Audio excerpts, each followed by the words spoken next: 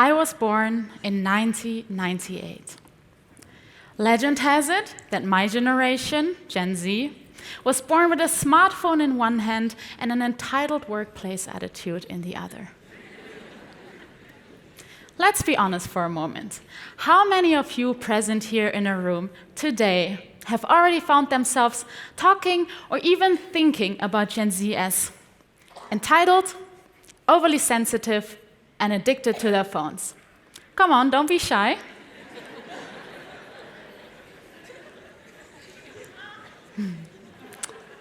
Well, I would say we came into the world with a digital passport, marking us world citizens.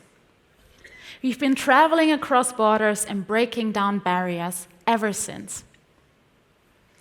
I'm Jasemen Nassab, raised as the daughter of an immigrant and a refugee in Germany, and just lost her earring. Speaking 3 languages and understanding at least 3 more, I bring with me a unique perspective, a perspective shaped at the interplay of different worlds. Throughout my life, I've been an anxious overachiever, realizing early on that success within a system doesn't necessarily mean the system is just. I've always sought refuge in education, exploring the invisible systems shaping our society. I was trying to make sense of it all, the history, the economic principles, the psychological effects. During my thesis, I started to look for the hidden stories behind the statistics.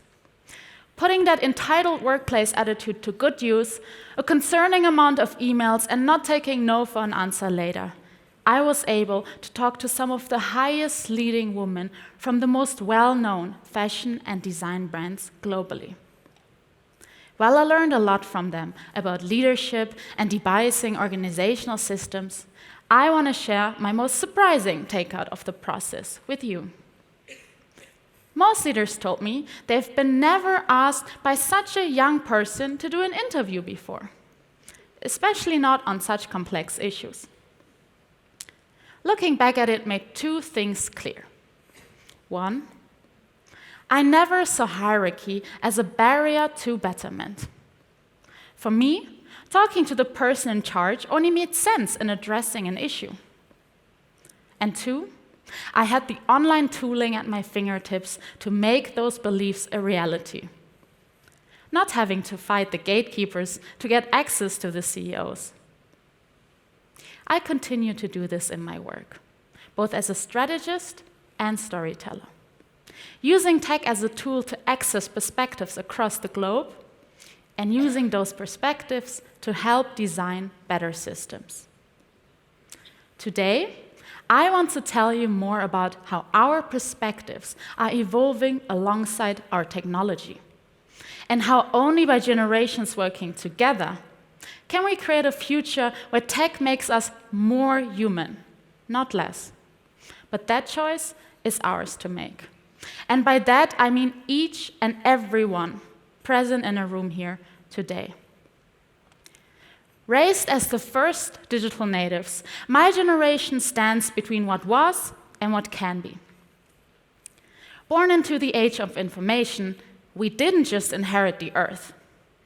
We also inherited its troubled twin sister, the internet. A digital artifact capturing both the best and the worst aspects of our humanity. The story of digital tech became the story of my generation. Constantly connected globally, we feel the pinch of crises worldwide. From climate to social to economic emergencies, both locally and globally. No crisis is too distant to ignore anymore, because it feels like it's right in our backyards. And no, simply turning off our phones and going for a walk is not going to make them disappear. Because the humans it's happening to are real. As real as their stories, creations, and lived experiences we have constant access to.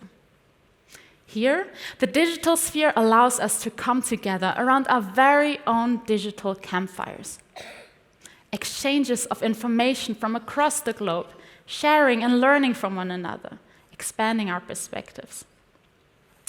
And yes, even though this might mean information overload at times, it is this innate global perspective that we are born into which fuels our quest for social and environmental justice. In fact, digital technology co-evolves with humans. The first computer, fax machines, smartphones, social media apps of all kinds, they all changed their users. They changed us, who then changed society and tech. Technology is the breeding ground for our current culture, a driver of how we speak, work, form social groups, design the world. Algorithms are a collective consciousness under a magnifying glass, amplifying both the best and the worst aspects of us, escalating both challenges and solutions, and doing so simultaneously, polarizing, disconnecting, and connecting us at the same time. And this is only the beginning. With the fourth industrial revolution in full effect and artificial intelligence developing at breakneck speed, every generation after us is going to be suspect to an even higher pace of change. Actually, this endless intelligence that we're having access to also means that we have, in theory, already solved all of our issues and experienced the most abundant age of humanity to date. Well, we have just practically not arrived there yet. So what is stopping us? I believe our tools evolve faster than our empathy. Now, it's time to evolve our humanity to match our technology. Nation-states and even corporations paint an illusion of isolation. Yet, there's dumping of garbage overseas, extractions of unsustainable amounts of resources from across the globe, and underpayment of workers from far-off regions, leading to overconsumption and planetary destruction. The realm of tech teaches us that the structures of society know no borders. They are as interconnected as the internet. Out of sight, no longer out of mind, thanks to our digital sixth sense, constant connectivity. While there is much to consider, the core of it is simple. The Gen Z perspective, I would claim, is the understanding that all problems are interconnected, and so are all solutions. Global problems require global solutions. We are all world citizens, first and foremost, whether you recognize it or not. The first technologies we developed as humans, stone tools, enabled surviving.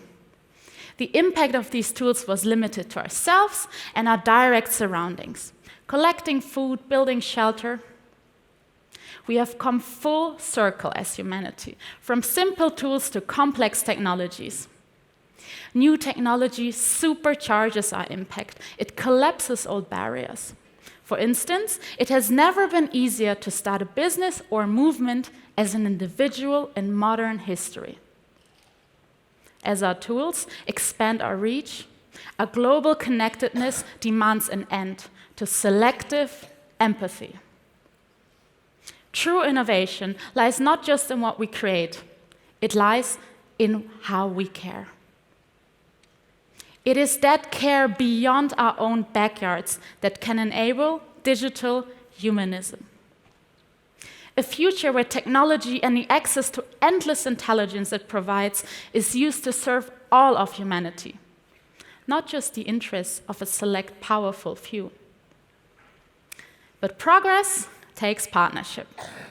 So I want to call on all of you present here today, to all generations before us. I saw quite a few hands raised earlier today when I asked who referred to us as entitled or tech-obsessed. I know labels stick. I ask you to reconsider them. See past the surface to find our resilience and global consideration. We may be different, but the world needs that right now. And you can start simply. by talking to us rather than about us. We are all around you, even here today. I invite you to connect to us the next time you enter your offices, government spaces, local gyms. And even if you already believe in us, don't put all your hope for change in us, because we also need your help. Rather, empower us to bring our mindsets to the tables where decisions are being made, both big and small. And to my peers and all that follow after us, I ask, let's bring our global citizenship into every room we enter. For we are the first generations raised with access to so many perspectives at our fingertips. One second. I'm not done yet. Let's inform our visions beyond our own and always align our actions with our evolving beliefs. We have so much to offer, so let's offer it courageously. While some label us entitled, we speak our deeper truth. We are all equally entitled to a livable future on this planet. One second. No, I'm not done yet. Discomfort, as you can see, will arise when old worldviews meet new ones. But discomfort means progress. And progress needs partnership. So let's lean into it bravely, for on the other side of it lies the future we know is possible. And we already have the tools ready to make those beliefs a reality. Thank you.